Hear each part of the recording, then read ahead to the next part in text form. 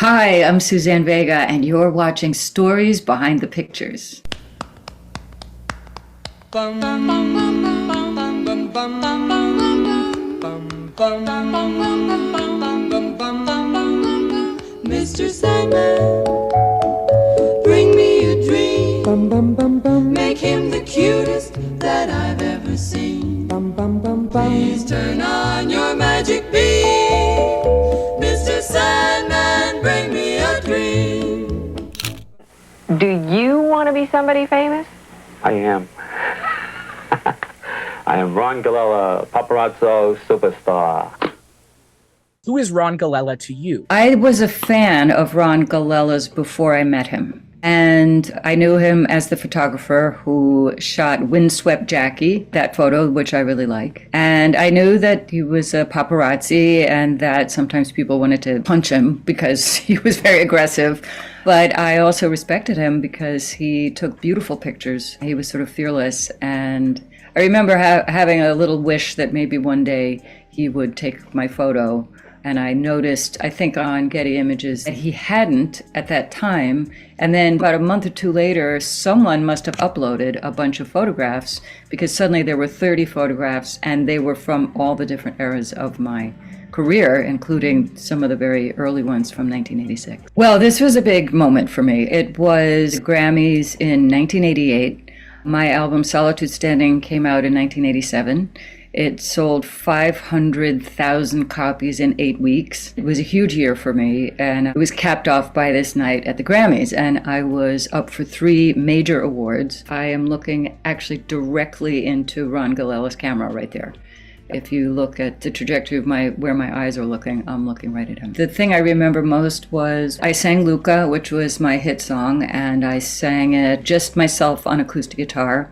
Now, if you look at the Grammys, they're filled with production and people dancing and floating around, the trapeze artists. But back then, I could stand and sing my song with my guitar. At the end of the song, Prince was there and he jumped to his feet and he gave me this kind of personal standing ovation. So I've always thought of that as the highlight of my career. That was a movie premiere. I was there at the party. I was leaning against a post, watching everybody in their cocktail dresses. And suddenly I got a tap on the shoulder from someone that I didn't know. And he said, "Can I take your photo? Can you turn around to face the light?"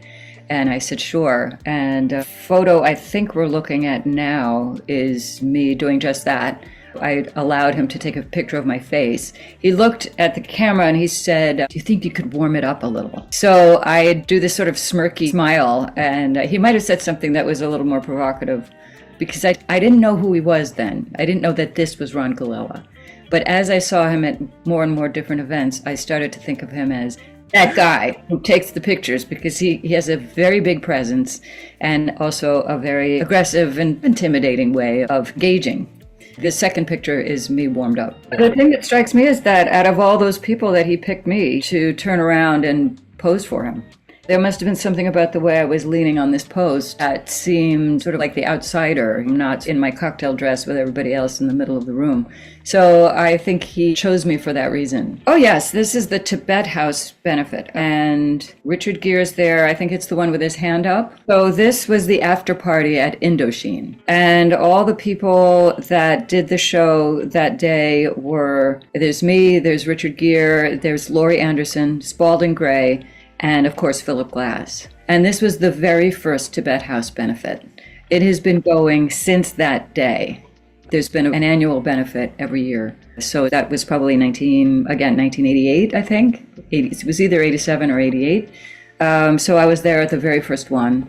And they're having one again this spring. So it's been going on for decades. But I remember it because, first of all, I was proud to have been there at the very first one. And I remember Richard Gere was really nice, and he gave me his phone number at this event and said I was a doll and that I should call him. And of course I never did.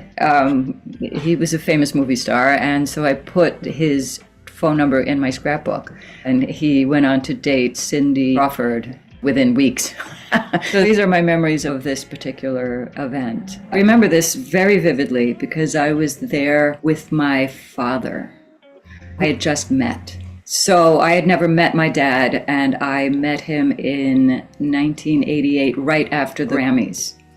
The Grammy picture that you just saw. Next day, I flew to California and I met my father, who I had never met before.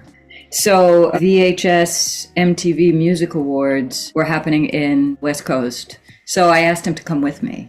Competition was incredible. I mean, it was one of the other people, Janet Jackson. This was the competition. So I went there not expecting anything. I didn't even have a thank you script written, because I thought there's just no way I'm going to win this. It was a shock, so I had to improvise something right away. And there's Robert Downey Jr. I think I was also a presenter, so I think he was presenting with me, and he was really nice and really funny. You can tell from the photos that he was really very young. We both look like really nice young boy, and I look like a nice young boy because I have such short hair there. First of all, that's my manager. That's Ron Fierstein. And at this point, I was recognizing Ron a little bit. And at this point, he followed me off the red carpet. There was actually a red carpet where I was probably standing against a banner. And he then followed me off the red carpet and kept following me. And I think I turned around. And at one point during one of these sessions, and it might have been this one, I think he told me that he thought that I had something special about me. I started to realize this was the same guy. He was that guy from the other sessions. So I think I turned to him and I was thanking him, but at the same time trying to get to the event. My manager might have called me over to say, oh, that's enough of that. So me telling Ron, thank you, but at the same time fleeing the red carpet. But this is the one I really love. I'm on the red carpet for an event, which now I can't quite remember. If I went to Getty Images, I could find out what it is. I have the jacket that I'm wearing there. It's a shearling jacket. And I had this huge flower star necklace, that kind of bold statement. And I just liked the flow of the picture, and I thought I looked really good. If you think about Ron, is if you look at the photograph that comes next in Getty Images, there's a moment where I've stopped posing and my whole expression changes. Again, it's a before and after. And I think only he would think to keep taking the photos, because he got that switch from public persona to private. So I thought that was very telling.